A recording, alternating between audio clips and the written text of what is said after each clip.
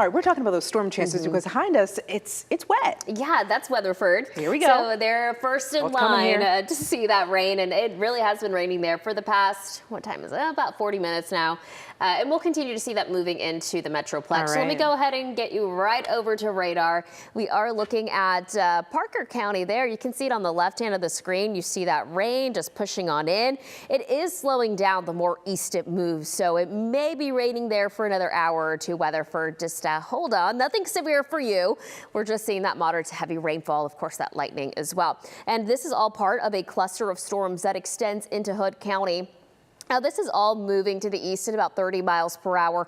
I'm thinking it makes it, though, into western portions of Tarrant County in about 20-25 minutes, but I think it'll make it close to the I-35W corridor here in about an hour or so. So do prepare for that rain if you are in Johnson or Tarrant County. Prep for that rain here within the next hour to arrive to you, but it will continue for the first few hours of the afternoon. And then by the time it makes it into Dallas, it's going to be more in the scattered, really. It'll look more scattered, and I'll show you what that means or what that looks like.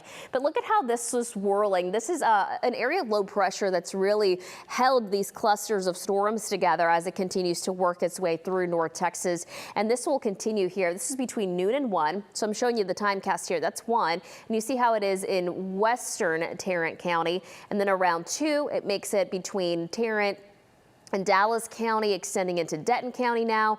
That's at 3, Denton, Dallas, and Ellis County. That's now 4. It starts to kind of taper off a little bit, but Ellis, Navarro County still looking at some of those storms. And see how I mentioned it becomes quite a bit more scattered. That's what it looks like around 5.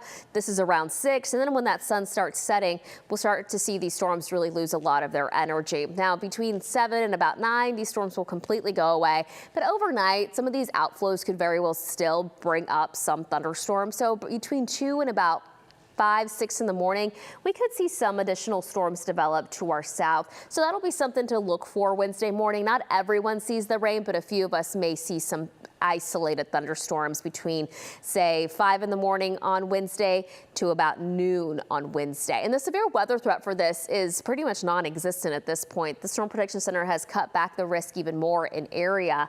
So Hood County towards the south, Comanche County towards the south, under a level 1 risk for the potential of really at this point, it looks like gusty winds.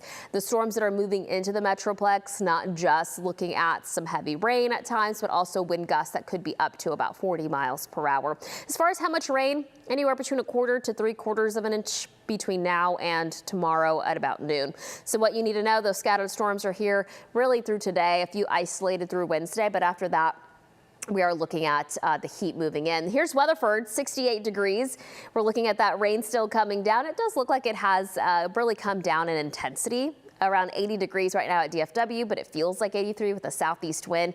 Your outdoor planner here, look at this. The rain coverage stays at about a 40% between now and 7 this evening. After that, that rain coverage starts to really lower. Temperature makes it to about 84 degrees, but it'll feel like 87. So a really small heat index to talk about for DFW.